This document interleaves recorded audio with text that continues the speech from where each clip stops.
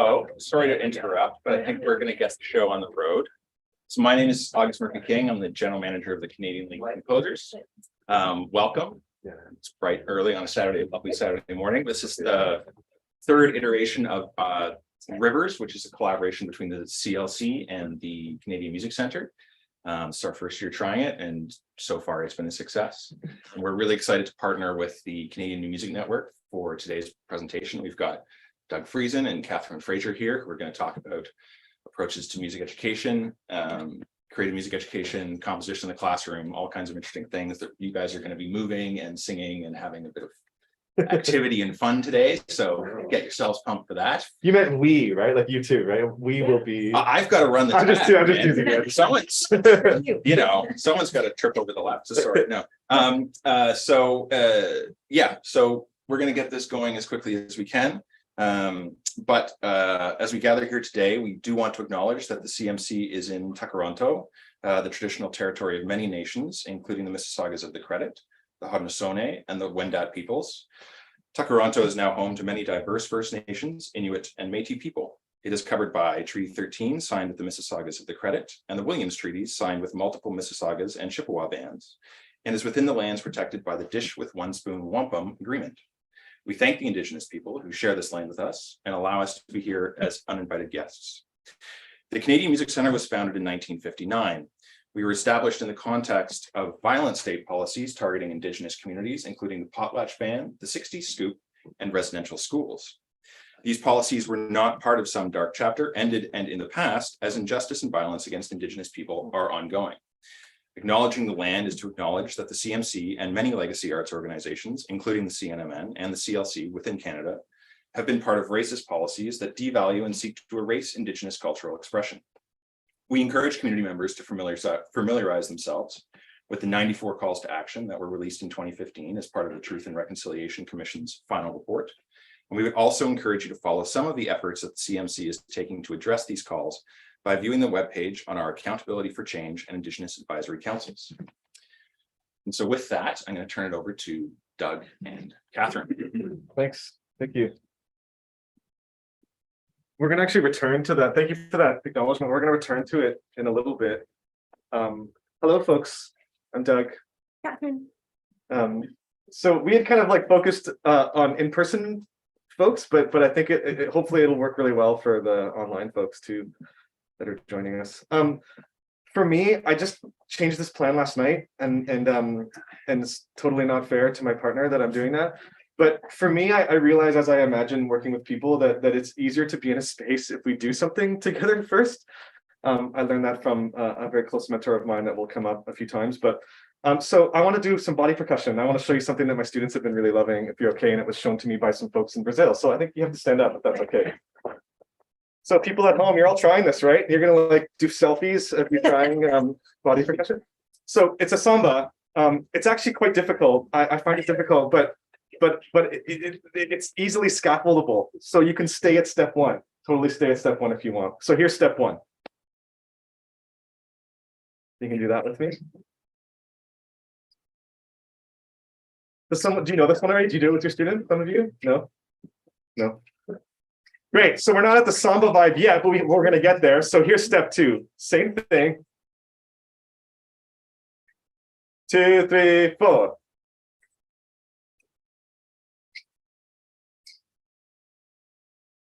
That kind of weird, maybe. You can stay in step one. You can stay at step one. You can just keep going this. All right. Great. Can I do step two? Are we ready for step two? Saturday morning, step two. Here we go. We've already had step two. Sorry, step three, I meant. Thank you for reminding me. Step two. Yeah. So step 2, 3, I mean, is boom, boom, pop, pop, boom, boom, pop. What? Just stay at step one if you want. 1, 2, here we go. Boom. Stay at step one if you want.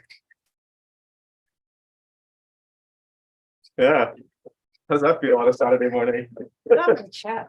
You can just say annoying too if you want. That's okay. Can I show you step 4? Just so yeah.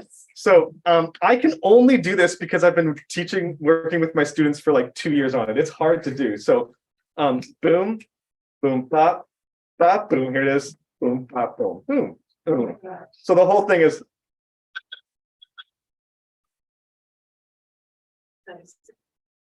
and then you start to get that samba vibe, and then you can add a. Do you want to do step one? And I can do step, whatever step you want. You can stay at step one. Can we go? And then maybe I'll add a, just so you can see how it would work. 2, 3, stay at step one if you want. And.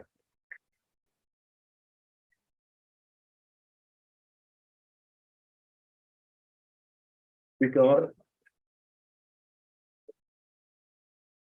Sorry, I messed up. I'm gonna do this just so you can hear.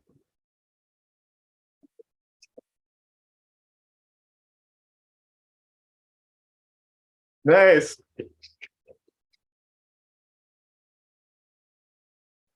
Nice, awesome. Thank you so much. You can have a seat. Yeah. So there is a video. If you look up body samba percussion, there's a guy doing it, and he does it quite. And kids get a lot better at it. I have to tell you, I'm sorry to do this, but and then I'll stop being. This will be the last of the introductory exercise. I was shown this by young kids in Brazil, right? So like some really little kids showed me this like this pattern, you know, and it took me. I couldn't do it, you know. I felt totally. But thank you for trying that, folks. Nicely done. All right. So the way we thought we'd start is I used to always ask people, including mostly my students and in any workshop or even new friends, what are you listening to? What music are you listening to? And I'm curious about, we just did this, what we're playing, what we're listening to. And I also found that in the halls, when kids have their hoodies on and their earphones in, it's a great way to be like, hey, what are you listening to? And now I've started a conversation and I can tap back into that conversation. But lately I've been changing from saying music to sounds, because I find that then we can all participate, because a lot of my students don't listen to music, but we are all listening. So we're going to start today with the question of your name, your relationship to music education, maybe that's kind of why you're here, and a significant sound. So it doesn't have to be your favorite. It can be just one that you thought of in this moment. And if you have a story you want to tell with that sound, go for it. Or if you just want to say, I like the sound of popcorn, great, kernels popping, that is enough for today. So we thought this would be also the way we'd introduce ourselves.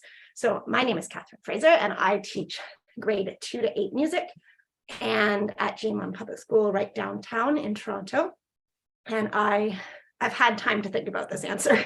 I love the sound, the quiet before a big sound. So my 2 examples of that is that I love after the last note is still ringing, before the applause, if nobody jumps in, I adore that silence and I elongate it with my students. And this summer I got to see a geyser and I go up, and I loved right before when you're waiting for it to, and it's bubbling and I'm in French, chuchoter, everyone's whispering and excited. And then when it goes up and everyone makes these sounds of excitement and exclamation. And I just loved the quiet.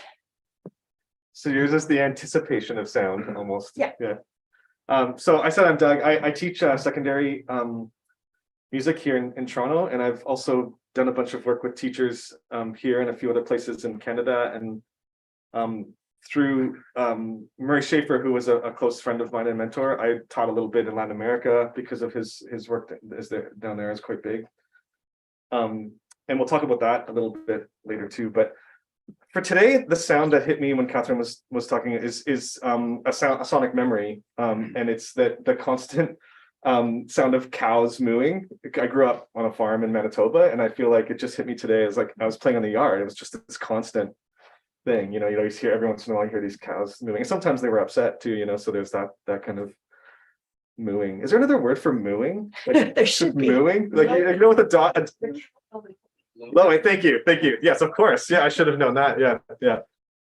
Thanks. So I think we have time to do maybe folks online before we invite the people. You could feel free to please introduce yourself to the other folks online in the chat. So We've got some chat action going. great, awesome.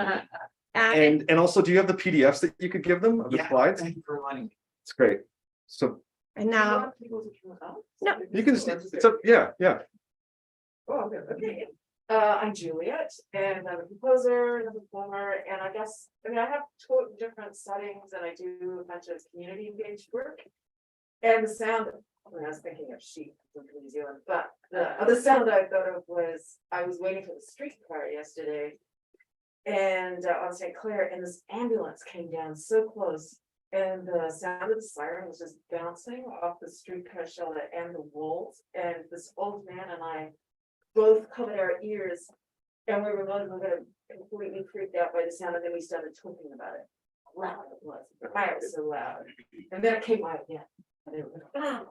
So that we had this little bonding moment of catching about the siren. So yeah, that's the sound of yesterday. Thanks. Do you want to go? Sure. My name is August Murphy. I've introduced myself, the GM of the CLC. I'm a composer. Used to do some teaching, but not so much anymore. And I don't know if it's because it's the morning and I haven't eaten yet, or it's because I'm thinking of tomorrow, which is my cooking day. But the sound that I have is that very when you have the perfectly hot pan, and whatever you're doing with a piece of meat or whatever, it goes in there, and it's the perfect sizzle. And it's that sound that you know that you have done this correctly, and everything's going to be good for the next 10 minutes while you're cooking. Just puts me in my happy place. So you're a better cook than I. I think I don't know if I know that perfect sound. I feel like I'm just like tension, stress, you know. It's a certain sizzle. Yeah, that's great. Thanks. I'm Martin. I'm a musician. I don't know, depends on where I'm at. At the moment, I'm a owner of two very high maintenance puppy dogs. I love the sound. I teach in high school as well. It's one of the reasons why I'm here. I love the sound when you pick up like two beer glasses or dishes, and you pick them up, and just for a second they kind of bounce against each other, and you get that kind of sound. That's a great sound. I'm Constance Levitt. I'm a TGSB educator and performer. Katherine and I both play electric violin, which is cool. Don't meet too many electric violin. Especially because we were trained classical. Yes, And we then were Suzuki. the same way, Suzuki method. I also have been a Suzuki instructor. And I don't know, I'm very sensitive to sound. I'm one of those musicians who doesn't really listen to a lot of music necessarily at home, but the sound that I like the most, maybe being born and raised in the city and always living in cities, is the din of the city noise at night. I can't sleep if I can't hear a streetcar going past, or I don't know, raccoons rooting around in my garbage can. Although I don't like that in the morning. But just the cars going, it's kind of like white city noise that I don't know, I find it soothing, and that quiets all the other sounds I'm hearing in my brain on a regular basis. So yeah. Thank you. Okay, Susan Hamblin Dennis. I'm a private music educator, piano teacher, and president of the RMTA Toronto branch. My favorite song, I spend my summers on Georgian Bay, close to the water. So, you know, the wind on Georgian Bay normally, but at some point it goes flat. There's no wind and the water goes flat. But in the middle of the night, you can feel and hear the wind coming across the expanse of water and arriving on shore. And it's just a slight. And then there's that anticipation of that sound after it's gone. And then another wave comes. And then eventually, okay, fine, half an hour later, it's this full-blown storm. But anyway, you can hear that very, very slight rustle. And I find that very, very magical. Thank you. Hi everyone, my name's Andrew. I play guitar and bass in a couple different groups. I teach music like K-8 at a school in Regent Park, Cabbagetown. It's an amazing school. I feel like extremely lucky every second I'm there. The sound that I've been listening to, or whatever, is I listened to the Yes album Close to the Edge a couple days ago, and I've probably listened to it 10 times. I'll be very obsessed with it. Like in the next week, I'll probably listen to it at least 25 times. That's what happens when I like something. So yeah, I'm really excited for this week because I'm going to listen to that a lot. A lot. It's wild. Like, how do you do that? I'm Quinn Jacobs. I'm a private music teacher, and I invent educational music games, card games. And I like the differences in vegetable crunches, like raw vegetable crunches, like broccoli, celery, and cucumber. So this is how I started my school year, and the answers were so interesting and intriguing. So for the little ones, I jotted them down, and the big ones, they were entering it. My like older students, I always refer to them as big and little. So my like grade 6 and up did it in a Google form, and then I shared some of them on a bulletin board, and the conversations that have come from that are just so amazing. And I mean, some people said I like the sound of rain, but then there were the I like the sound of the kettle boiling, I like the sound of the basketball swooshing, I like the sound of my grandfather snoring, and it has started so many conversations in the school that I will always continue to start my years this way. Thanks, Catherine. Yeah, we're still in introductory mode here. We're going to tell you some details in a bit, but this idea of sound as maybe not opposed to, but sound as, and setting aside the word music has been really, I think, interesting for both of us as educators, and that is an idea. I don't know if I have to Paulina Oliveros and Mary Schaefer kind of came to that idea when they started being asked to teach in institutions. They realized that no one's being creative. There's no creativity going, and then they started to think that only they had students, I think, that wouldn't just all of a sudden compose or improvise. So they thought, let's ask them about sounds, and that opening up their daily lives. And then for me, when I was a consultant for the TDSB, I was walking through schools and I was seeing how kids create art. Like they learn an art skill, like shading or something, but then they look at their world and recreate that world with the skill. So they look at their world and reread that world, if you will, if in a Paulo Freire kind of sense. So they're actually like agency to reshape their world with art. And it felt to me like music education doesn't always do that. Like if we just start with music, it's like this version of music or this version of music, and we don't always get a chance for kids to know that they can actually shape their world just by listening to it and talking about these sounds, right? So another thing, I'll do one more thing and then we'll get to some details if that's okay. So with students, you've done this with your students, I've done it with secondary students, I've done it with with professors in Brazil. So sound and tell is the game, and we're just going to try one if that's okay. So if you have a piece of paper, that'd be great. If you don't have a piece of paper, that's fine. I have paper if I want. But I'm going to take a sound out of my bag, and I'm going to make the sound. I have pencils. And I want you to describe the sound. Now, I'm going to, if you're okay with this, thanks. This is a lot of introductory. It's okay, we're good, right? Good. Anyone need a pencil? Oh yeah, there we go. Oh, thanks. Catherine came prepared. Of course, I didn't take one. Pencils and stickies. Yeah. Being a real genius.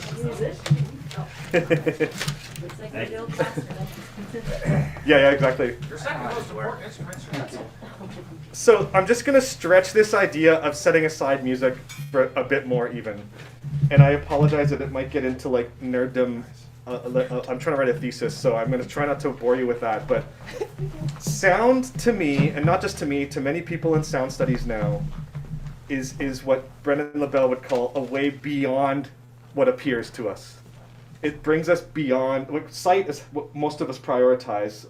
Sight, as we, even music education often prioritizes sight, which is interesting. But we can hopefully we'll have some time to discuss that a little bit. But I'm pushing on the sound idea. So I'm going to make a sound.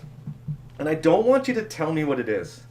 Try to avoid guessing what it is, because I think that guessing what it is actually a sight interaction. Even though I'm going to ask you to close your eyes. And yet, if you just describe the sound it's making, we're going to get a lot more interesting things.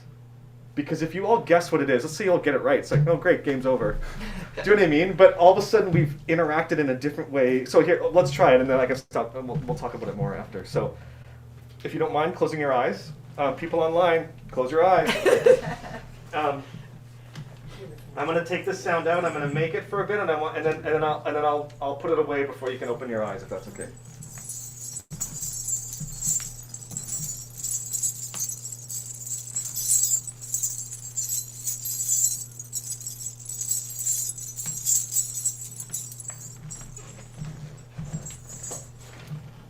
Okay, please, you can open your eyes.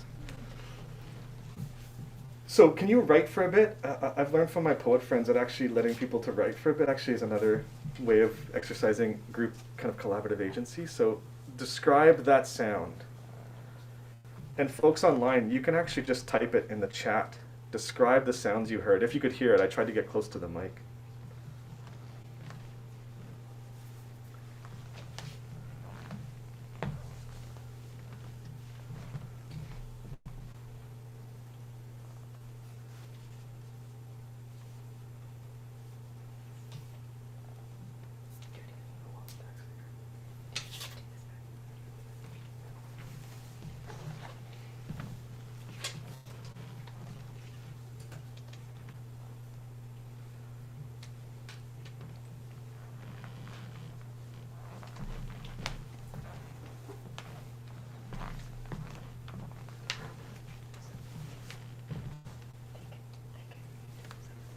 Okay.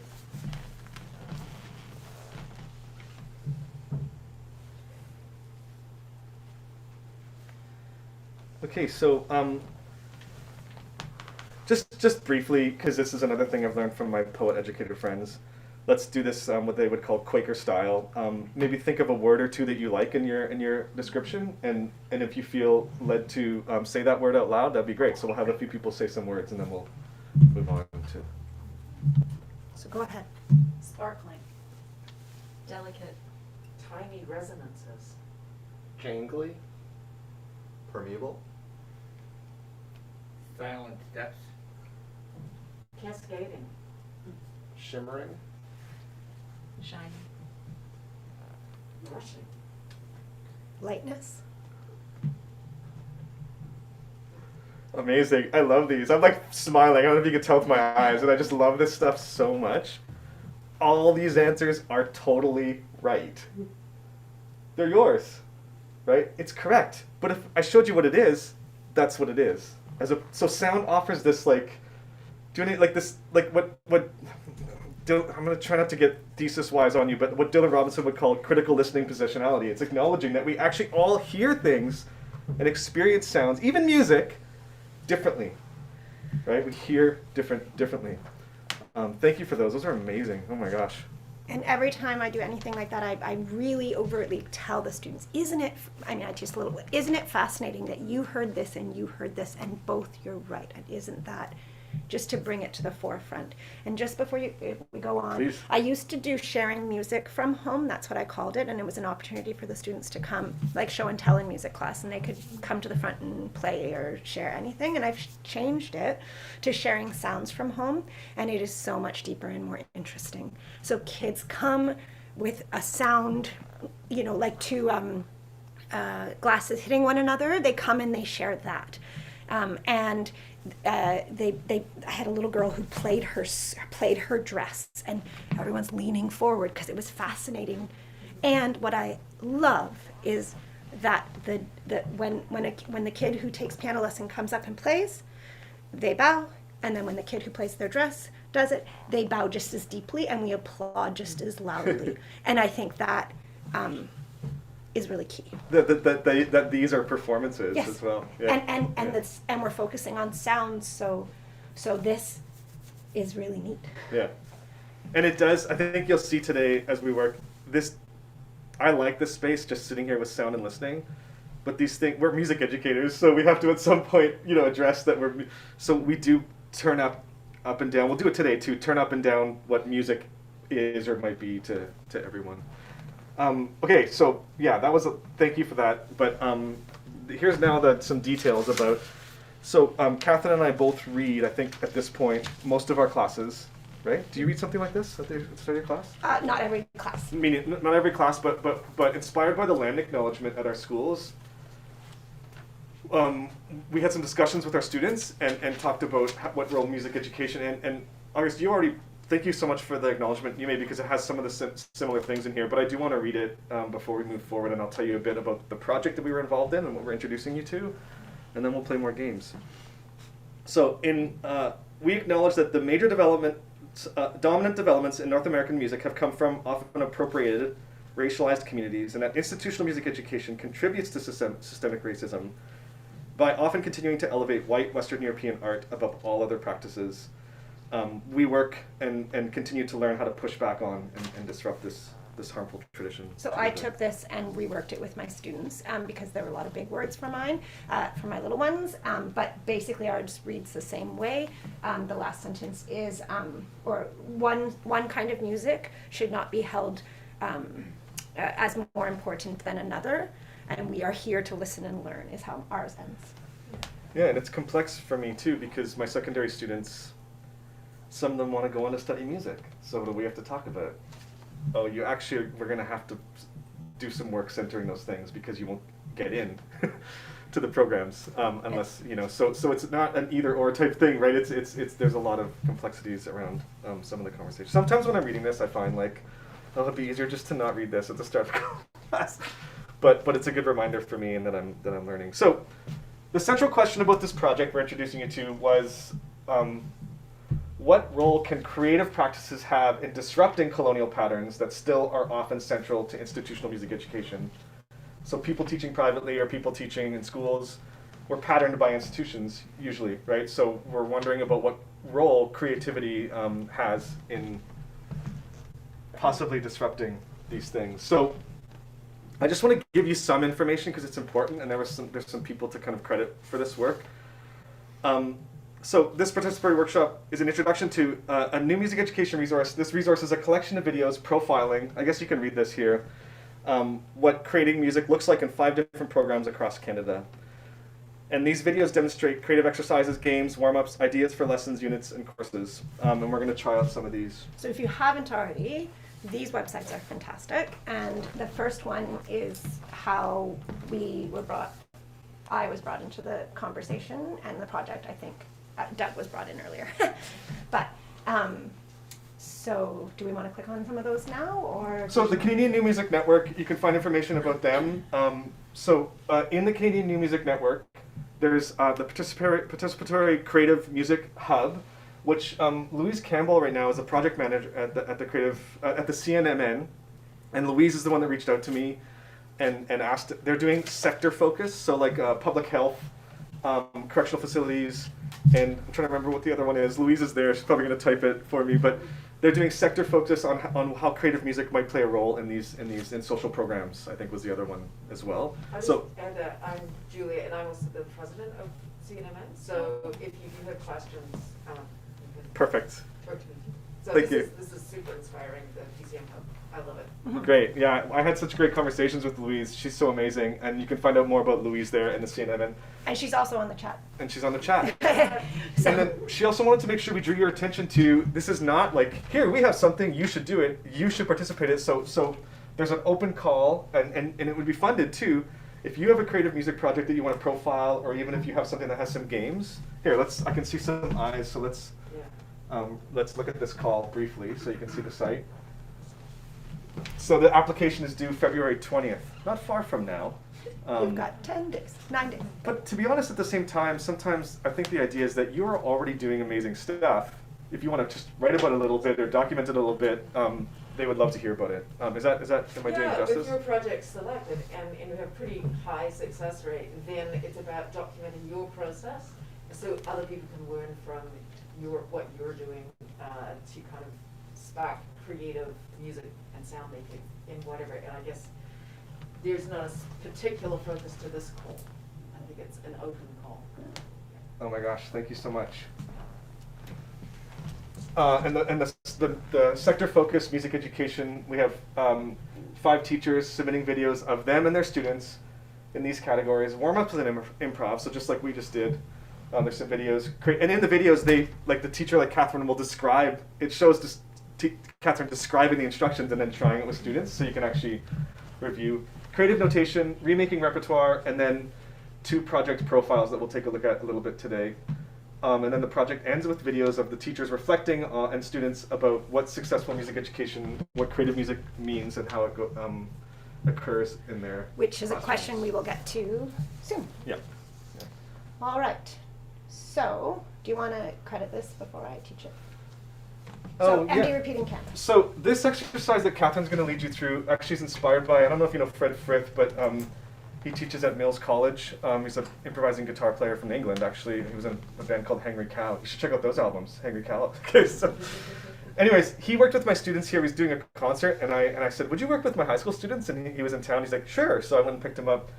And he showed us this piece of his called Screen, and we'll show it to you maybe after. Yeah. So this is very inspired by his composition, what's called Screen. Yeah. And so I met Doug actually because he has brilliant ideas and they were for secondary students, and I wrote him when I still didn't live in Toronto and said, can I adapt these for my elementary kids? And so when he made this slide, he had 4/4 time and all this stuff, and I changed it to 1 2 3 4 because that's what I write on the board for my kids. And so I say, and I'm saying to you, we've got 4 beats, I'll be your conductor, pointing was 2 lines and 2 dots, that means repeat. Okay, so it will be a repeating empty canvas. So right now, everyone choose one of these 4 numbers. Raise your hand if you're 1, raise your hand if you're 2, raise your hand if you're 3, raise your hand if you're 4. We need a couple more people on 1. Okay, great, that's too many. Okay, so now can everybody, just so we get warmed up, can everyone clap when I'm pointing to their number, but not when I'm pointing someone else's. Ready, go.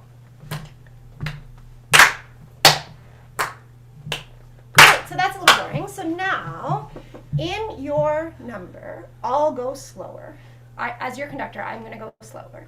In your number, make any sound you'd like, using anything around you, including the chairs and your body percussion.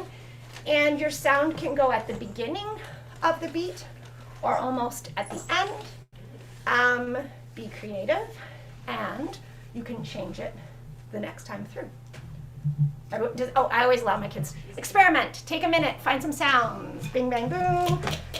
Everyone got some found some cool sounds around them. And here we go. That's 1, 2, nice and slow. Pop. Pop. Pop. Oh, we're such musicians, amazing. So now, what I say to the kids is, if the sound you were making was working, it was grooving with the other people in your number, keep it, repeat it, stick to it. If it wasn't working for you, or it wasn't working with the other kids in your number, in your beat, change it till you're happy. And when you're happy, it'll start to groove, and we're all gonna feel that awesome moment where it starts. We already did it. We already got grooving, but with the kids, it takes a couple times. Yeah. But when we get it, I stop right away. I'm like, did you feel it? Did you feel that moment where it all clicked in? I teach a lot of ELL, so I act everything out. This is groove for my kids because it's when it all comes together. So let's see if you're going to keep the same ones or if you're going to adjust it. Ready?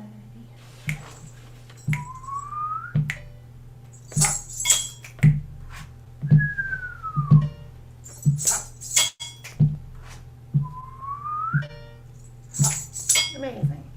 So Doug was talking about the all the videos that are up online.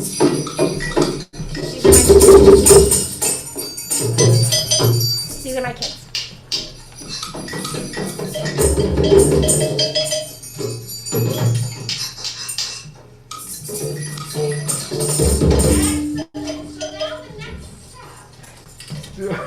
We don't have to. I act everything up.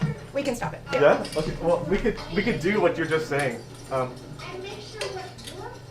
Sorry. And I usually do start with their bodies and then what they've got around them and their voices, and then I say go find a sound maker or an instrument. And that's. I do some version of this empty repeating canvas every class. And there's so many, it's been so exciting, like from sounds and noises, all the way to teaching some string players at one point how to improvise over chord changes, right? So I might have 4 bars up here and say, pick one note, it's 1, 3, or 5 in the first bar, it's 4, 6, and they get used to that. For me, when I was taught how to improvise, my ears were closed. I was no longer listening, you know what I mean? Like, so this has been able to scaffold that feeling of the chord changed, because they don't, and then they're allowed to start to shift their sounds, right? And the other thing that often happens is some little one will pipe up and say, "It sounds like music, Miss Fraser." I'm like, "Oh my gosh, let's talk right now about that." So you can tell we've now turned up music, right? We're using sound still, but we've turned up music. Yeah. I started yesterday doing it with attendants.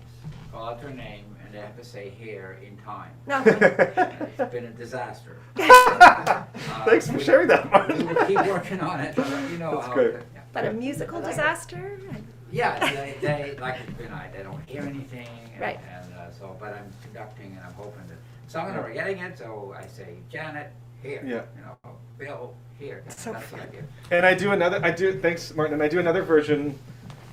I named it badly, but I called it global warming, which so it melts, you know, like it. So like if we do you remember Catherine's? Can we do that again? So this is I want to show you this because I teach guitar and sometimes guitar players don't listen. Sorry, Andrew, does that feel offensive? I just like the pause before don't listen. Okay, wait, let me rephrase that. Let's rephrase that. A lot of us haven't been taught how to listen. It hasn't, like Murray and Pauline were saying this in the 60s, right? And still our institutions don't really have ear training courses. It's like, sorry, but anyways, again, turned red, in my ear training class in university, turned red, ears closed. I grew earlids in those classes because I was so nervous to have the wrong answer. Do you know what I mean? Like, I wasn't scaffolded on how to listen. So, here's the thing, by the way, from Sound and Tell. Is that what you all guessed it was? But is it boring now that you know that it's this? I visualized something quite different. Oh, that's I cool. wanted to be open to just the sound and imagine what that looked like. Yeah. But yeah. Oh my gosh. Okay, so I feel bad. Sometimes I don't. Kids do not like if you don't show them what it is. Like, because and one of them I said, but it's more fun because that's art. We all have our own answers, you know. But then they're like, yeah, but you're just using your power as a teacher to not show us. And so I'm like, okay, here. It's like, Here, you can have it. totally call me out, you know. Okay, so let's do Catherine, if you remember your spot. And I'm just going to show you this version of global warming. And I did it because of these guitar classes. At some point, I'm going to put my hand up. And you can change if you want. But your change has to be according to what you hear in the room. You're not leading. Do you know what I mean? This is a improvising by listening to each other. So you might think, I'm going to chase that person, or I'm going to introduce that idea, or I'm going to, you know. So it becomes an improv, but slowly melts into an improv, okay? Terribly named global warming. Ready? Okay, here we go. 1, 2, 3. Back to your original one. 1, 2.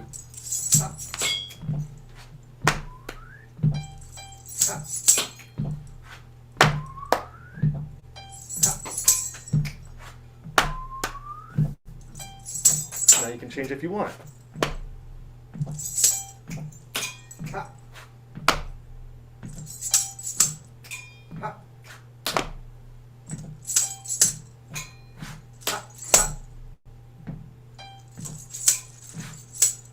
Okay, great, awesome. So you get the idea, right? So hopefully folks, sorry online, I know it's not as exciting to not be here.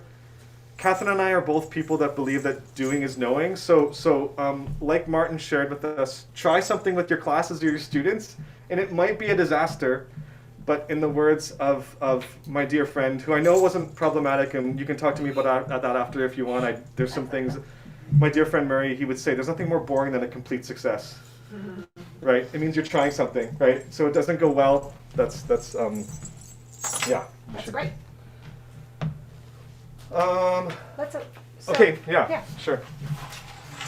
So this project also was asking teachers, because one of the things that Katherine and I have noticed, and other teachers too, that there are, and maybe should be, different answers to this question, right? As opposed to institutions knowingly or unknowingly deciding for people what this, so the question is, what does successful music education mean to you?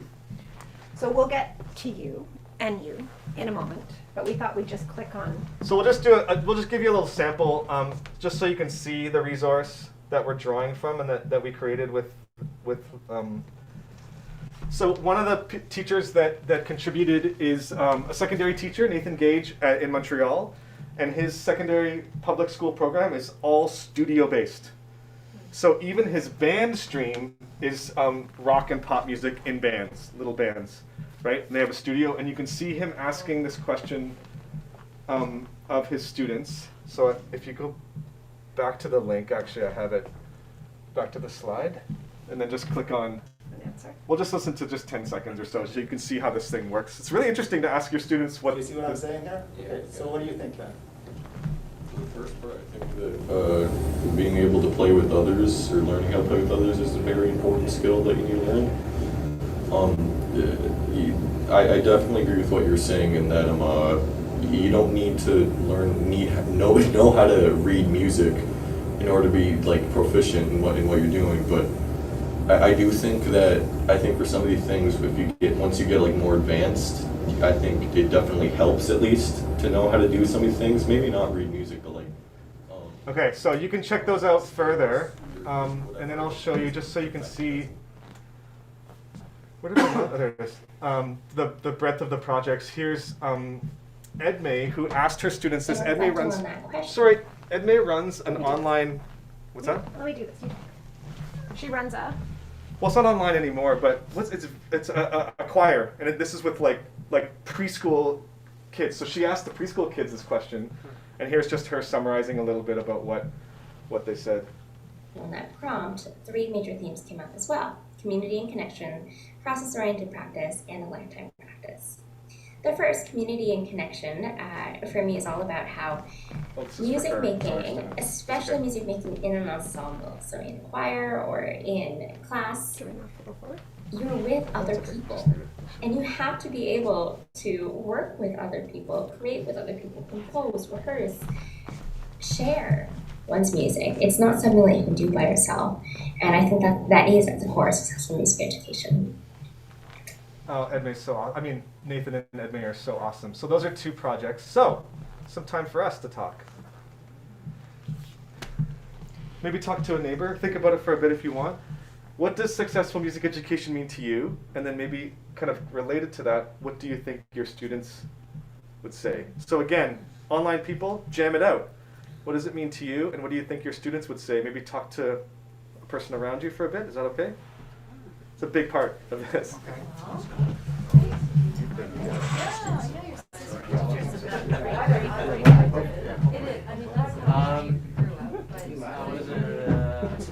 Honestly, like, for me, I feel like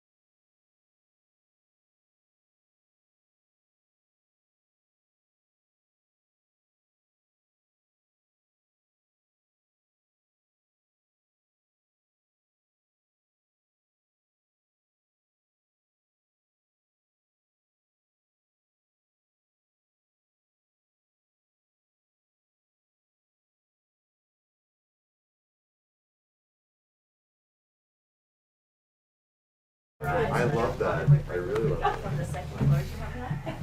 We could talk all day. And we should talk can all day. later. But we want to honor. I have to show you, I forgot to show you this. So this is Fred's composition. You can see the repeat signs there, Oh, I love that. right? And it's supposed to be around 10 seconds. And so it's in 5/4, his. Not 10 seconds, sorry. It's in 10, so it's 5 and 5. 5, 10. And he has all kinds of hand signals, like next time change what you're doing, or next time solo, you know? And And he had this awesome hand signal that I loved. I forgot about this until now. Were you there when we worked with Fred? Fred who? Fred Frith. Oh, yeah. Oh, How do you spell that? no, Max, Frith, but he had this signal where it was like if he wants you to stop playing, he would go like this, like a thumbs up, which I thought was such an awesome signal. my kids would be like, As "More? opposed to You like, want more?" stop, yeah. Keep going. Okay, sorry, I just And- felt bad and- that I hadn't showed. And Doug has another one in his resource here that has a window in it that he did with Pam. And if you don't have your hands on this, you should have. So I don't have any hands on more it. with screen print. One of my students, Ben Badugian, made that. But I'll just get, you can just have like the zine without the cover, sorry, if you want. I had a student teacher who was like, do you have any resources? And I was like, one. This is all I got. The rest is I'm working with my students and we're coming up with everything. But this is worth having in your hands. And I took a spin on that and played a symphony, traffic symphony, looking out at the gardener, and the kids had to choose a car or a tree, Yeah. and then every time that a white car went by, they would play whatever instrument they had chosen that they thought represented that. I didn't know you did. I've done it with the orchestra. We lined up on the Don Valley on a road, and like different cars meant different notes and different Yeah, sounds. that's what we did, and because we were living right at the gardener. We're getting to know each other too. Okay. I can't. I just want to show you games, but we want to make sure that. So another one of the categories on the website is creative notation. So there's some teachers looking at how they use creative notation. So one of the things that I do, I guess I call it chalkboard composition, and it started when I was teaching orchestra, just thinking about like, oh, it'd be cool if I heard this sound from the orchestra, this sound on the subway on the way to school, and then I just write things on the board when I got in, and then I just point at things. So this. Just like Katherine was like none of this stuff. Here's some books of Murray's and amazing book of Pauline's. If you don't, it's so amazing. Gail Young gave this to me actually. I guess Gail was friends with Pauline. What's the Pauline? It's called Anthology of Text Scores. Yeah, Pauline's books are not cheap, but I think the money goes straight to Pauline, which so it feels, you know what I mean. If that makes you feel. Or, I mean, Pauline passed away, but to her partner and the organization. Yeah, thank you. And before you get going on this, when I do this, it needs, just like a good book, when you're reading to little ones, it needs no introduction.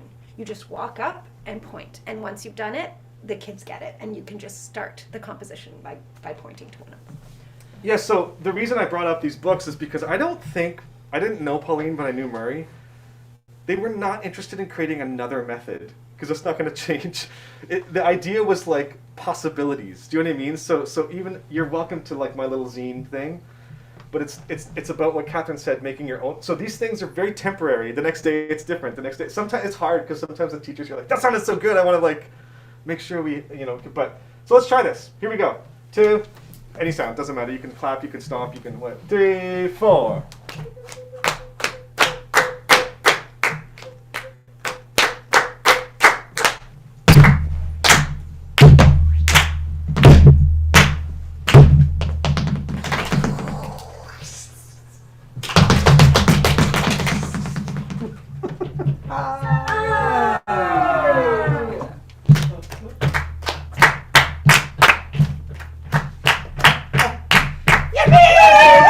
Okay, thank you for doing that. Okay, the other reason I like this is because you do have kids that are more timid than other kids, and you can just keep, if you jump back and forth between things that are comfort, do you know what I mean, and things that they might try, I feel like You it didn't get to invites the best one. 2, 3, 4. That was totally me inspired by some of my teenagers that I teach. You know, it's like Hashtag meh.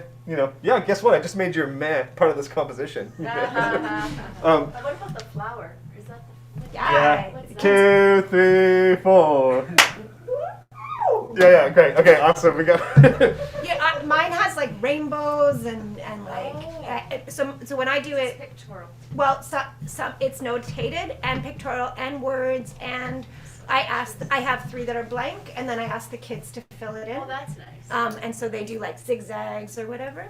Not too different from an actual Schaefer score. Right. Yeah. What's that? Not Oh too yeah, some of his different from scores were, yeah. Like, what am I Yeah. looking at here? Yeah. To me, I'm interested in this idea. I don't know if this is the right word, but the role of weird and silly. I'm really interested in that idea because you're right. Like, I think sometimes Murray put, a dragon in his orchestra piece because he's like, okay, what are you actually doing? What are we actually doing? What do you know what I mean?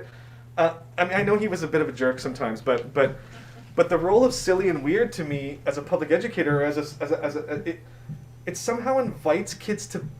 They don't have to be weird like me, but it invites them to be themselves. Do you know what I mean? Like their own version, So it's a trick to find what version of silly or weird invites them to do that. But that's what I'm really interested in that idea, anyways. I also think they think there's a right answer when you write eighth notes on the board, but when you draw a dragon or you draw a potted plant, or they have just, like when I invite my kids to do 3 of them, they have just drawn polka dots. There's no right answer, and so sometimes, or they don't think you have the right answer. Perhaps is even more important. So it's freeing. Yeah, and it's improv, but it's like non-genre based. You know what I mean? You're not saying to them, like, again, if I think about my university experience, okay, now Doug, you're soloing over 2-5-1s, and I'm like, I have no idea what's going on. Like, I can't. If you give me a second to like write out the notes, maybe I could do it. I mean, but like, so it's improv, but it's like kind of. It's improv that's actually about social interactions with sound more than like one version of music. And listening. Yeah, and listening. Yeah, thank you. Yeah. And it's equitable. Mm-hmm. What's that? And it's equitable, which I didn't do a great job of saying at the beginning, that a lot of my the students I teach now don't take lessons, and some of them listening to music is against their religion. And so that's why when I started the year with what song are you listening to, the last couple years, I was excluding them from the conversation. And so and when I teach instruments of the orchestra, when I taught instruments of the orchestra, I was excluding them from the conversation, so much so that they said to me, like a kid said to me while we were watching a video, Miss Fraser, there's no black people up there, so why do I care? I'm like, yeah, damn, like, turn it off, right? And so I have just been constantly saying, I'm not going to do anything that leaves anyone out. We all have ears. Let's go. Yeah. So, yeah. yeah. So another category of things that are on the website, and we'll show you one of them, is called remaking repertoire, because repertoire comes up a lot, I think, in anyone's private lessons or group lessons. So I wanted to show you this one. I just did this the other day. It's one of the best things about, I feel like I'm shifting away from teaching public school, and anyways, let's talk about that later. I love it and I miss it, but one of the best things about still teaching while I'm working with teachers and other educators is that I tried this the other day. I literally tried this yesterday, not yesterday, 2 days ago. And you might know, right? What is this? So in band, bear with me, maybe you didn't go through a band program. Strings do it too, I think. In method books, there's hot cross buns. It's all over the method books. Method books love hot cross buns. They love it. We could talk about that forever because there's all kinds of pop tunes that have those 3 notes that would actually get the kids quicker to like how to know how to make sense. Do you know what I mean? Like, but anyways, but I wanted to show you that you can just mess with rep too. So my kids were playing. They loved this, by the way. It was hilarious. Like, they also loved playing Uptown Funk by Bruno Mars, but they loved playing Ode to Joy. Can we play Ode to Joy again? Like, they were so into it. But again, what are we doing? We have the canon in here, but we're totally messing with it. So again, we're demonstrating agency to mess with the stuff that sometimes gets handed down as the thing. You know what I mean? We don't have to do this one, but I just wanted to show it to you so you can see. And I want to tell a brief story. We've been talking more than we planned, I guess, right? It's my fault, not your fault. I was working with band teachers in Winnipeg a few months ago, or last month, and then I worked with them earlier too. And I said, bring me some kids to work with, because usually, when kids everyone kind of settles in when kids are the best. They're the best teachers on how to do better, And I got a grade 8 class coming in, and if you know grade 8 age, it can be, And the teacher said to me, as the kids were coming in, these kids, they won't improvise. They're very, they won't. So I'm like, okay, and I kind of know enough now that I know that it's probably the teacher feeling that way, and I don't blame them for it at all. The kids were amazing. They had like a piece. They had like an arrangement of "Call Me Maybe" like within like 10 minutes. That was like making one of the people that hired me to come like tear. It was like they sounded so good. But the reason I'm telling this story is because another thing I did was the teachers were asking me to do remix the method book. So I said to the students, which number in this method book do you hate the most? What's your least favorite song? And the kid was so nervous because they didn't want the teacher to hear their answer, but I got brought over to like a clarinet player and they said, number 75. And I like walked back and said, let's play number 75. But then we added our own intro to it. We added wind sounds behind it. We added, so it's like, it doesn't have to be handed down. It's like, no, let's just mess with this. Let's make our own intro, let's make our own version, And then you can also see on the website, oh, I shouldn't have done that, sorry. Here. Go next. Here's a secondary teacher, Kashini, who teaches in Calgary, in Alberta. Well, here, it tells.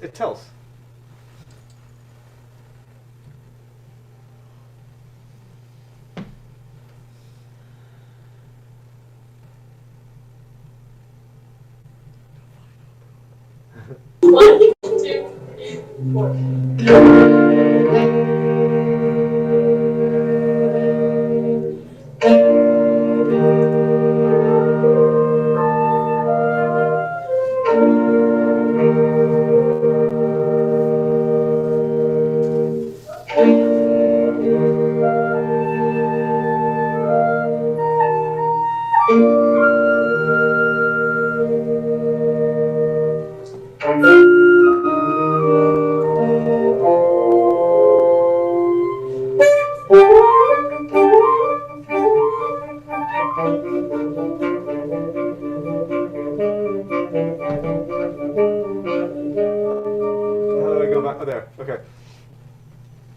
So you can watch more of that if you'd like.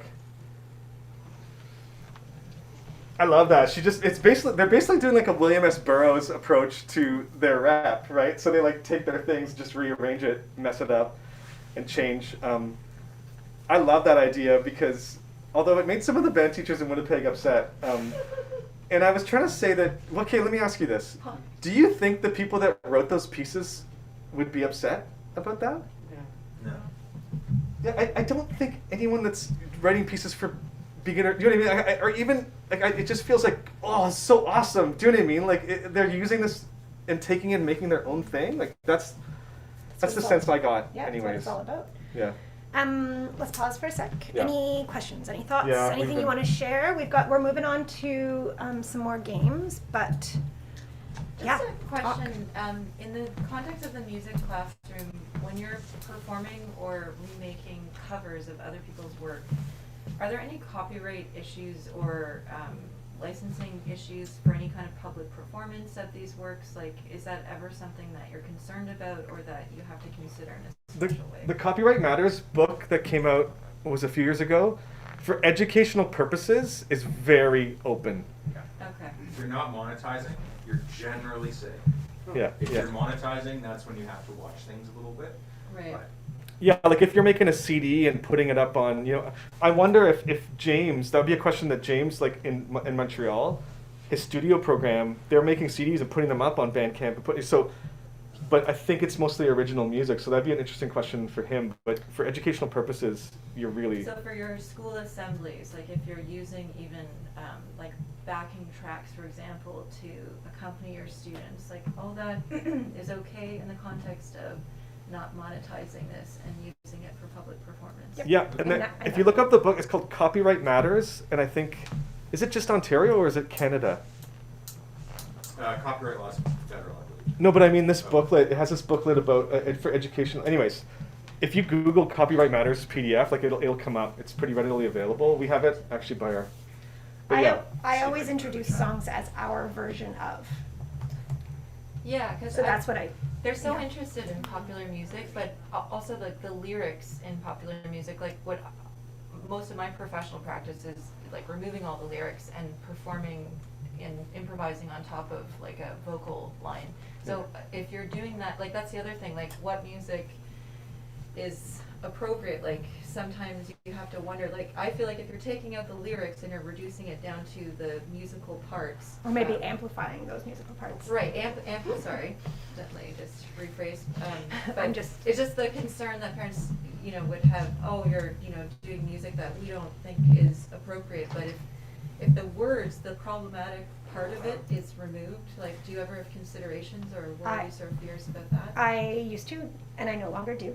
Okay. And my students choose the rep for the concerts, and so I say it was student chosen. And obviously, I had to say some pieces. I was like, well, we can't do that one. Right. But most of the time, I just say to families like this. But you also deeply know your community and your kids, right? Like, do you know what I mean? Like that's you have to know your community and group, because there's no answer that could, like in another school, that might not work, right? I don't know. I don't say I would deeply know them. Okay, I'm just well, I getting mean, to know them. Yeah. But I think it's okay to, as long as your admin's going to back you up, I think Right. it's okay to say, I center student voice and these pieces were chosen by the kids and I'm here to amplify. That's coming up, but I'm Yeah, here we're to gonna talk amplify about their that. voices. Yeah. And so come into the class. I don't know. That's what I would say.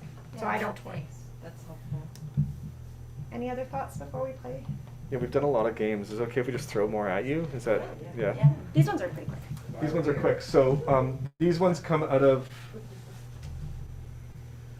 well, actually the first one's Pauline's composition. She calls it One Sound Once. I should have, it's in this booklet actually.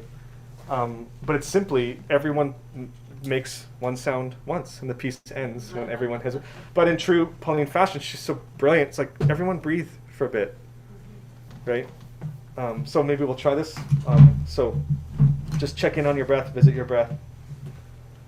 And when I stop talking, we'll start the piece. That piece ends when everyone has made their one sound once.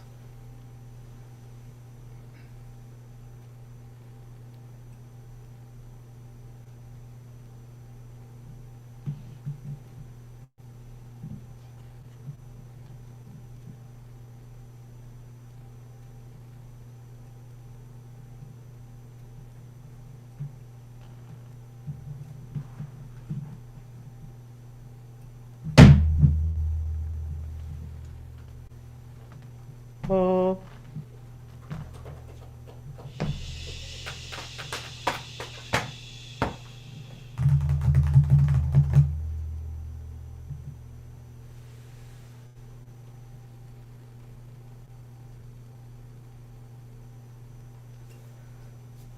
So, nice. You can imagine that it might not go that way with the classroom of kids. But to be honest, from what I know of Murray, like laughing and silliness, again, if it's appropriate, you know what I mean? Like it's that's great, right? And I think Pauline Pauline was more about meditation, but it would take kids a while to get there, I think. I was talking with some educators in a class this past Tuesday, and one asked, "How do you do this if you don't have your?" Or she was talking about being on a cart, a music teacher on a cart, and I was trying to say, I've been there, and I think you can claim any space as a space where we are listening, and a space as you can transform a classroom into a music classroom by doing a game like that. So I would get into the classroom, the kids would sit in a circle, and we would do something, a game, one of these games that changed the feeling of the room. So they were no longer in their classroom; we were in music, and that the brevity of that game is a great example of boom, we're different, it's music land. Yeah, Pauline. I mean, sound in general is magic, but Pauline stuff tends to be like, I don't know what another word to use for it, right? I use magic all the time now. Yeah. Music is magic. A sillier game that came up when some of you might know Rich Marcella, who's the director of the Regent Park School of Music, asked me and Joe Sorbera and Dave Clark to start an instrumental program in Parkdale that was just like a closet of instruments. And kids could pick whatever they wanted every week. So it was like there was clarinets in there, there's an accordion in there, there was it's like, so we were there. There was 3 of us, so we were there to kind of make sure like things were being put together, carefully. But other than that, it was like, so this game came up working with those amazing folks. If you don't know them, Dave has like a whole book of how to make up your own band, improvised games. I should have had that copy here.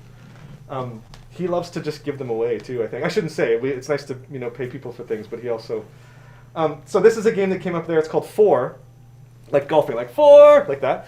And the game goes this way. Think of a sound you can easily make and you're comfortable making it. Try to make it when no one else is making their sound. It's going to be easy with this small of a group. Try to make it when no one else is making their sound. And if you do, you get a point. And then your goal is to get, you can't do it in a row, but your goal is to get 4 points. And when you get 4 points, you shout 4, right? But if you make a sound, if Andrew makes his second sound at the same time as Martin, they go back to 0, right? Yeah? So, you want to try it? It'll be easy with it. Well, maybe not. We'll see. Let's go. So easy sound. Eyes closed would be great, actually. Yeah, here we go. So if you make a sound at the same time as someone else, you go back to 0, right? And you can't go 1, 2, 3, 4. Not in a row. Okay, here we go.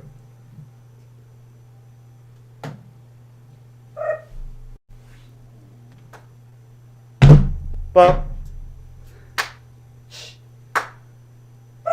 Bing. Bop.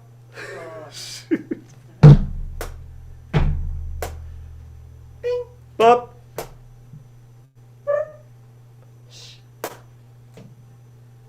Bop. 4. Yeah, there we go. You're the first person to actually shout it too, like it says, like exclamation points. Usually my students always go 4, like that. That's Okay, like there's no. no question mark. So I can't play this game with my little ones because they go 4 and they're all yelling 4. And then I explain the rules again. Yeah. And then we try it and they all yell 4. And so this game does not work super well with my little ones. And I've played it up to 8 and it doesn't work with them. But Yeah, I tried that version where you count up. yeah. Up to 10. Does that work with it? Yeah, Oh, yeah. counting by Zen. That's Counting by Zen does. That does work, right? Yeah. Something yeah. about getting the instruments in their hands. Not counting by 10, you count up. Yes, You count know up. what I'm saying? Yeah. So only one person. Yeah. Count to 10. Yeah, Count 1, to 2. 10. Yeah. You have to start over. Yeah. It's Yeah. great. Yeah. Just going off what you said about the closet full of instruments. Say, and then you try to get up to 10. And As a group, like As a group. collectively. yeah, try the to- bigger the group, the harder it is. Yeah. You gotta be I've had- careful with that one. I've had fist fights. Oh, wow. Oh, really? Yes. You have to what? Fight? They get very Oh, yeah. serious about getting to 10. And I've had to break up fist fights. And I've also had to break up fist fights passing the paper silently around. Yeah. And if they get almost to the end and then someone intentionally drops it, fist fights. But it's all good. I just wanted to say about the. Doesn't Schaefer say that art should be dangerous? It is. It's Yeah. real. The cupboard that you pulled from in Regent Park in our music room, I teach the kids how to safely get out all the instruments and make a sound on those instruments. And so in the fall, I'm teaching that. So even my littlest ones know how to get out the instruments and make a sound on all the instruments, so that I do open my cupboards and say, go choose your instrument. So the kids are very used to choosing an instrument that resonates with them.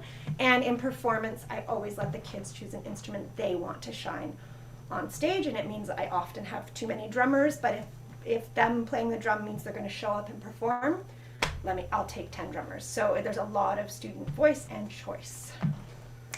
There's so many adaptations to this too. We're not going to do them right now, but I'll just tell you one sound every 4.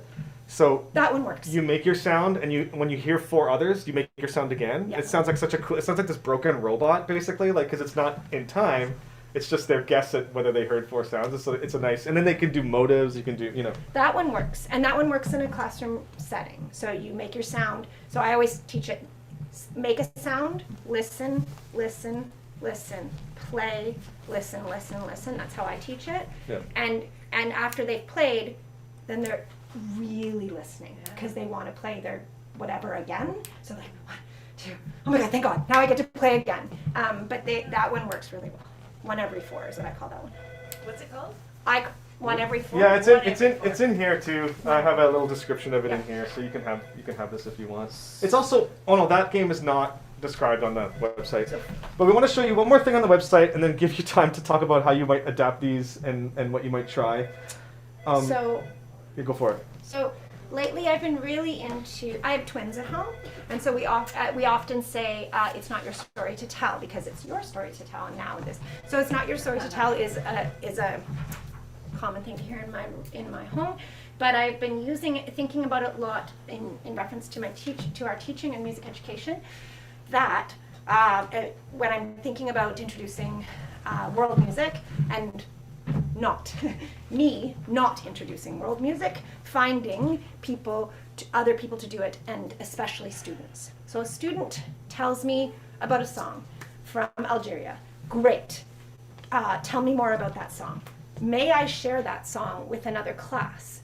May I make a quick video of you introducing that song and what it means, and the language and how you found it.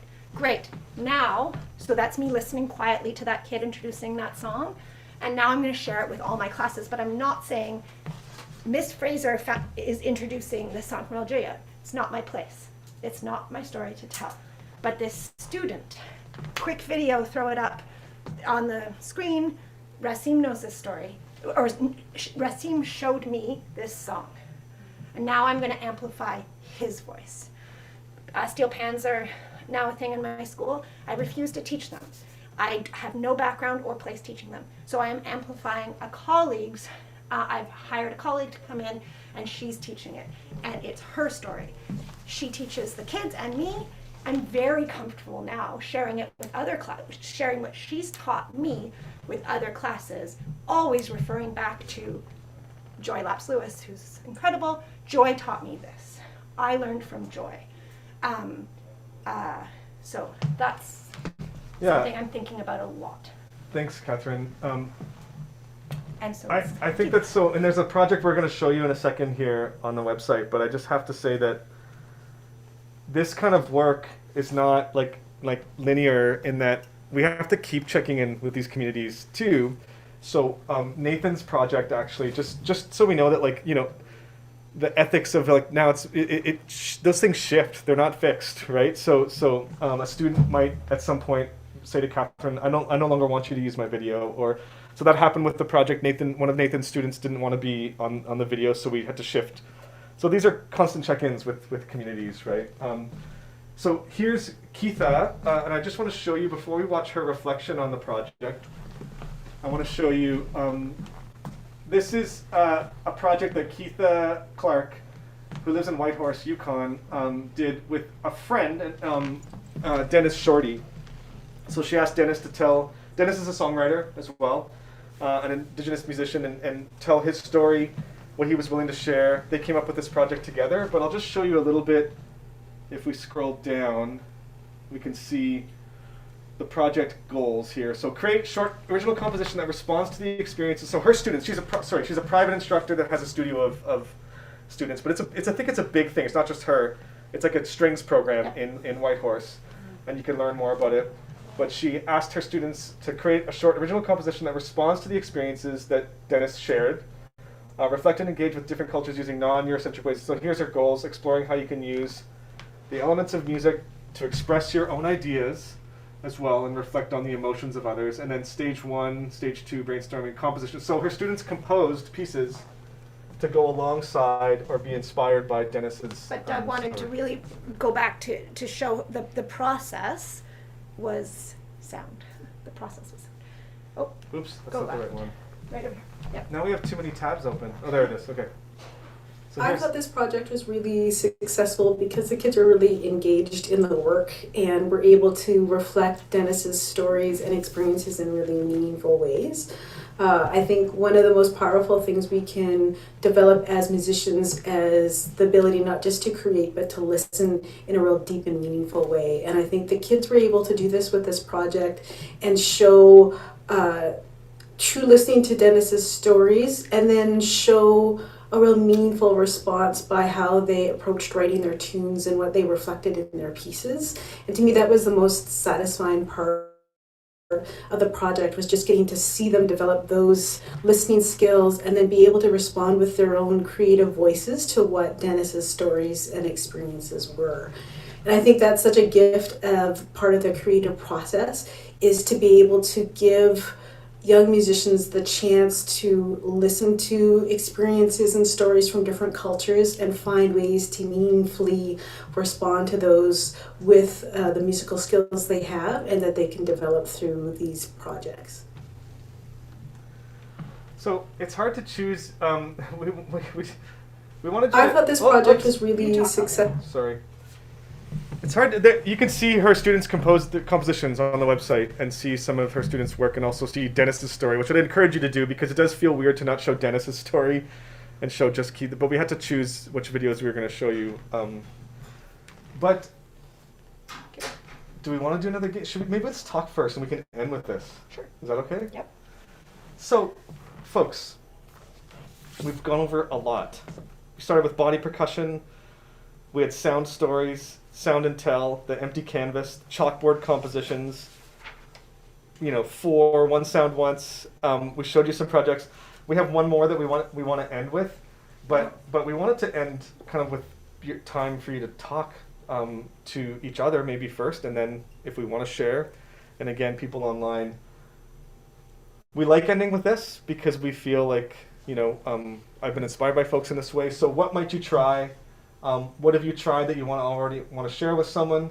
And then you don't have to talk about all 3 of these things, but what role might creative practices have? We're going to revisit that question that we started with in disrupting the colonial patterns still often central to institutional. And I would add creative practices and centering student voice. Yeah, great, thanks. Yeah. So do you want maybe to talk to each other again for a bit first, and then we can have a brief Perhaps conversation? find someone new because you've been sitting Sure, too long. that'd be great. Yeah. Or not. Okay. Someone new. Oh, go to that's good. Yeah, it's good. I'm glad you're here. I'm so glad.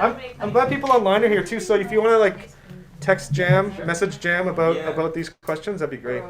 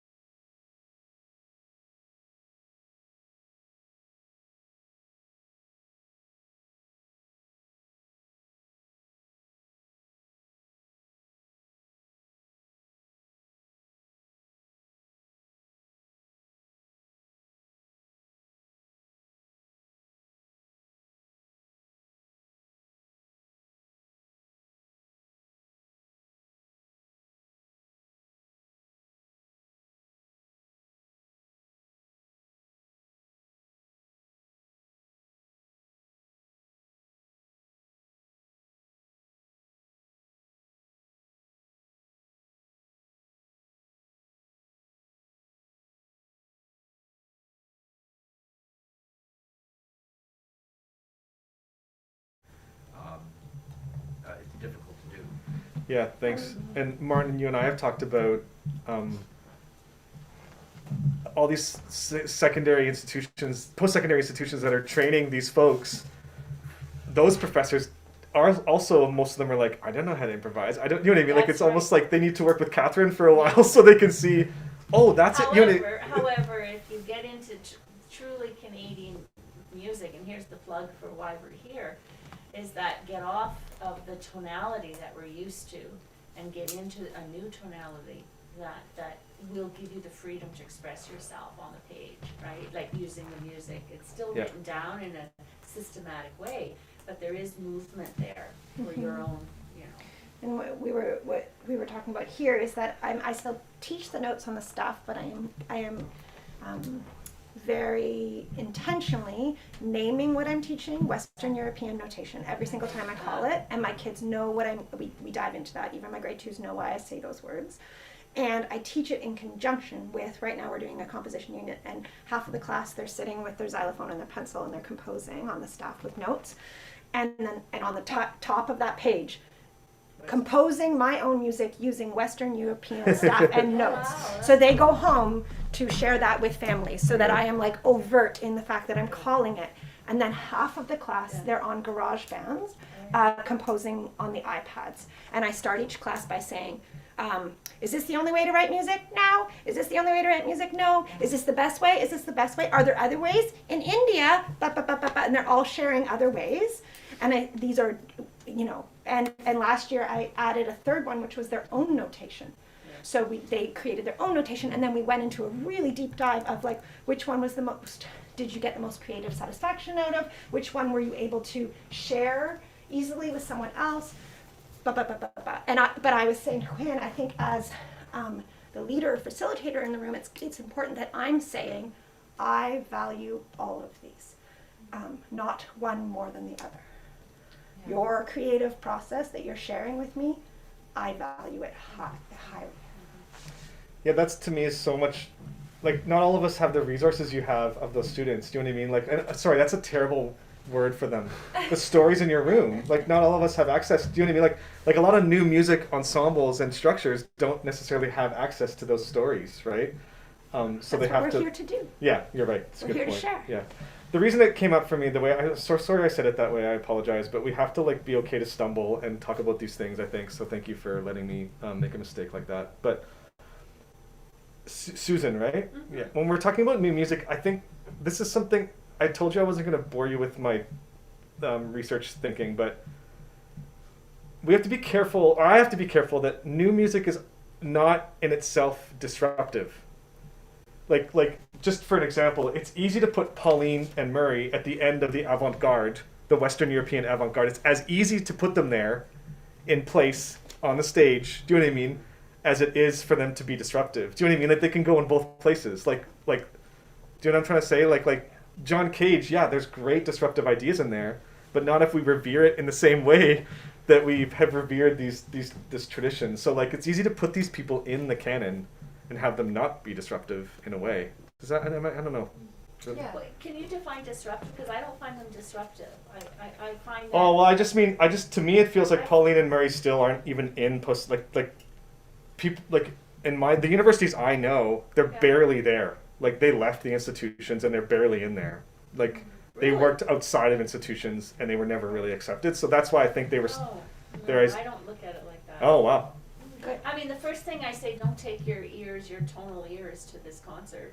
If you're going to hear this music, do not compare to what you know, because this is completely new music. Oh, okay. I'm not saying it well. Like, and so you're saying, like, I think universities have embraced Schaefer and such, but the problem is if they say that, well, it's weird, whatever, then they haven't really opened their minds to it. That's exactly what I mean. Yeah, that's exactly what I mean. Because then they're bringing what they knew. Yeah. Okay. Yeah. So like when I started getting into Murray, I was like so into it, and then I started going to work as a consultant for the board, and I'm being brought into Rexdale, and I'm telling kids this happened. I'm telling kids to take a breath, and it's like, who is this idiot from the board that's like telling me to like stop? And it's like their work assumes a privilege of of mindfulness, and do you know what I mean? Like, it assumes all these things that are actually as much a part of privilege as they are disruptive, if that makes sense. I don't know. So yeah, thank you for clarifying if I wasn't. And even though he's weird, that's part of his own process, you know, it's part of his way of working it out in his mind to get that on the page. Yeah, the process is maybe a big thing. Like when I was Absolutely. teaching in Rio, You've got there's to a put up with it all. there's a I love piece the there's a hard piece piece. of Murray's that people love called Snowforms, and it's beautiful. It's a beautiful piece, but it's problematic. It uses words for Inuit people that aren't, you know what I mean? It's problematic. But from what I know him, the process was more interesting. Like I saw someone, I get it. A professor was revering this piece and showing this piece, but I said I almost took the score and ripped it. It's like, we can rip this up. It's more interesting about, let's sketch our own neighborhoods. Let's sketch our own. Do you know what I mean? Like. Right. But- And you know what? Time will be the judge. So if 200 years from now, if Schaefer is still in the books, then he was saying something really new. Or You know, but a lot of music will be shelved, and that's what time does. It will be moving on. or if we've been inspired and taken it back to our classrooms and done this with our kids because of it, that's how it's going to live on. But there were tons of composers with Mozart, but Mozart is the one who triumphed over because of, look at his music, what he, you know, at the time he was not necessarily accepted, and with what he was doing, putting down on the page. Sure. I also feel like, I guess I'm not doing a very good job. Like, remember the acknowledgement at the start that some of these people, like Murray, have been held up more than others by structural institutions because they're easy. Like, it's easier for me to go work with teachers, a white male, to go say, do weird stuff. Do you know what I mean? Like it's way easier for me because I have privileges and default. Even though we're learning more and more that's not the structure still makes it easier for me to go and say, do this and that. Do you know what I mean? As it did for Murray and Mozart. I know maybe it wasn't weird, but like he's been held up as well. That was weird. You know what I mean? Like, okay, sure, he was weird, but he's also been held up by structures. Do you know what I mean? Yes. Like as opposed to a lot of other people that maybe weren't. You know. So I don't know if that's like I guess I'm disruption. It's a very huge conversation. Disruption and continued non-disruption are you know what I mean? Like the in between there, it's very difficult. At the risk of bringing this to pop culture, it reminds me of The Dark Knight. You live long, you're the hero long enough, you become the villain, but you can flip that on your head. If you're the villain long enough, you become a hero. At some point, that which is disruptive becomes canon. Yeah, Just well that's by Adorno. default, right? Yeah, Adorno and totally, just repetition. But I think that you said a really important word is process. There's still all this stuff in process, you know. Game. Does everyone still have their sticky? Yeah, you Or need does anyone a new sticky or. You have a pencil still? I'll take a new one, sure. This is a great game that you can start. So- start my year. Thank you. You can come look at these. Like with anything, there's one page in this one in particular that I'd like to rip out. You know what I mean? Like so there's some great stuff in here. This game's from this book, but there's one page that's not okay. You know. So to be honest, like I think I have talked to Eleanor about even doing this. Like let's just rip that page out. You know, and I know Murray would have been interested in it too. But also acknowledging that there was problems and mistakes made. We don't want to pretend like that didn't happen. But here's a game in this exercise. So write the numbers 1 to 10. Don't follow these instructions. Here, I'm gonna get rid of that for a second. Write number 1, 2, 3. 1, 2, 3, 4, 5, 6, 7, 8, 9, 10 on your sticky. If I say 1 to 10, the kids go 1, 2, 10. Yeah. Write all the numbers from 1 to 10 on your sticky.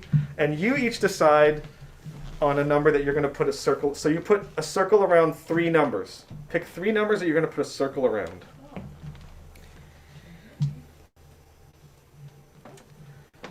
And pick 3 other numbers that you put a square around. Huh, I always do one and then the other. And then I combine. Oh. But I don't know. my I kids are haven't- littler. I haven't read these books for a long time, so I don't know what, you know. My kids are littler. Yeah. We got it. Okay, so, friends, I'm going to count you in the universal 4, even though this is 10. And I want you to make the same sound every time you're at a circle, and do a gesture, the same gesture every time you're at a square. And I'm just going to keep going through 10. You ready? 1, 2, Wait, what 3. do we do with the ones that we didn't have anything on? Nothing. You 1, 2, 3, 4. 1, 2, 3, 4, 5, 6, 7, 8, 9, 10. 1, 2, 3, 4, 5, 6, 7, 8, 9, 10. 1, 2, 3, 4, 5,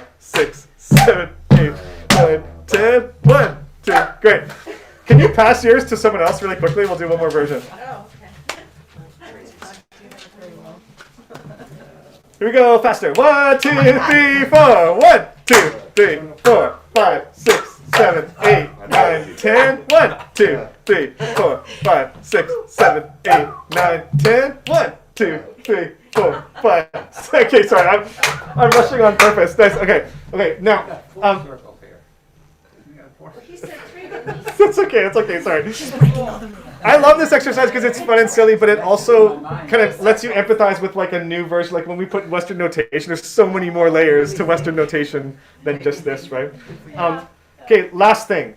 I want you to think la, a low note for the squares, and a higher note la for the circles. Ready? 1, 2, 3, 4. 1, 2, 3, 4, 5, 6, 7, 8, 9, 10. 1, 2, 3, 4, 5, 6, 7, 8, 9, 10.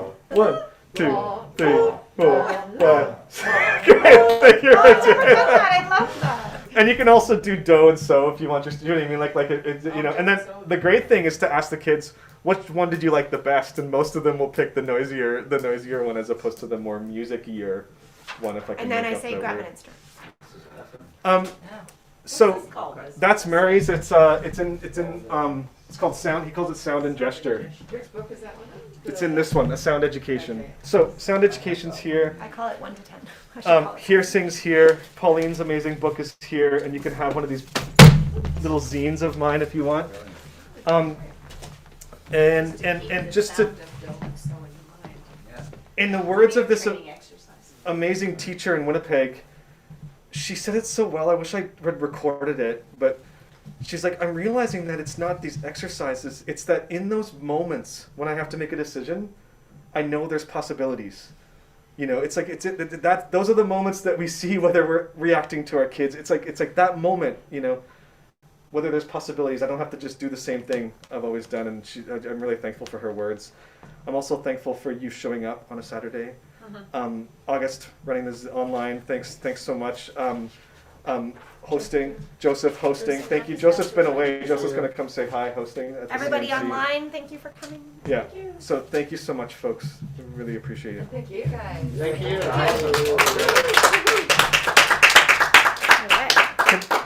Contribute something to the PCM hub. Yeah. Do February 20th. right? It's the website's actually Canadian New Music Network. So CNMN. Here, I'll put it up. Yeah, the one that you were. The first slide. Just go back up to the Yeah, I'll put it in. If you. Put it in the there. Yeah. If you just, Yeah, that's right. I took a picture of that. So here's the website, and then the hub is over here. Thanks, folks. Canadian Music Day. Yeah. Glasses on. Okay. It's funny. It is